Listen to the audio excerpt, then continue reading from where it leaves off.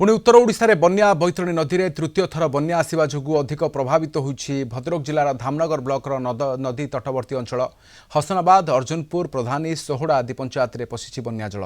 गौरांगपुर escape एवं मल्लीमाहारा escape दे बन्या जल चाष जमी सहित विभिन्न गाँव में प्रवेश करिछि। हसनाबाद पंचायतर अनलढिय अस्तक पंगाटा अर्जुनपुर पंचायतर बालीपाटना तराईसाही महांतीसाही आदि गाँव में बन्याजल प्रवेश करने द्वारा से संपूर्ण जलबंदी अच्छा। यह सबु गाँवर घर भितर 5 फुटर पानी चलुची शह शह हेक्टर चाष जमी बन्याजल माड़ुची।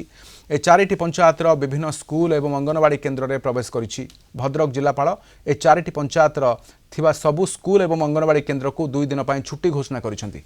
सेपरि बैतरणीर शाखा नदी कोचिला नदी बंध शैलो लेंकासाही एवं पंगाटा ठारे मध्य धसी जाइथिबारु ताकु युद्धकालीन भित्तिरे बाली बस्ता दी सुदृढ़ करा जाइछि। रोषेबास ना कि ना रोषेबास है कि खाइनु खाली मुड़ी चूड़ा दिरा किणिक आनी 3 दिन है बाहर बस खाऊँ रोषे टोटाल ना सब तो भाषुची हाँडी कड़ा गैस सब तो बुड़ी झरका कतिक पानी लगी खाइमु कौटी रोषे करमु कौटी छात पर जाए रोषे कर खाइबा छात पर तो वर्षा पानी या कौटी खाइमु किछि भी खाइनु उपास रही 3 दिन है कौन पानी बन्या पूरा घर द्वार बुड़ी जाइए गाई गोरु सब उच्च उठेचु पाल खंडे पकई दे रहीचु 3 दिन है रोषे ना पानी इमती नदी पानी नौ पानी भी सुविधा ना पिला छुआ उपास रही मुड़ी तीनका खाई दिन काटुंट पलंग पलंग सब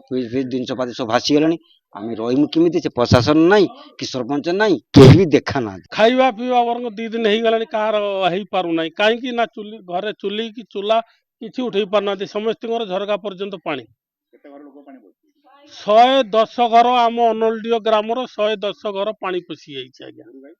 गोरु गाई आज्ञा केते किछि कुआडे निखोज आ किछि नै कि पुल ऊपर बांधी चंती लोक माने प्रशासन अधिकारी केही एपर्यंत आसी नाहांती।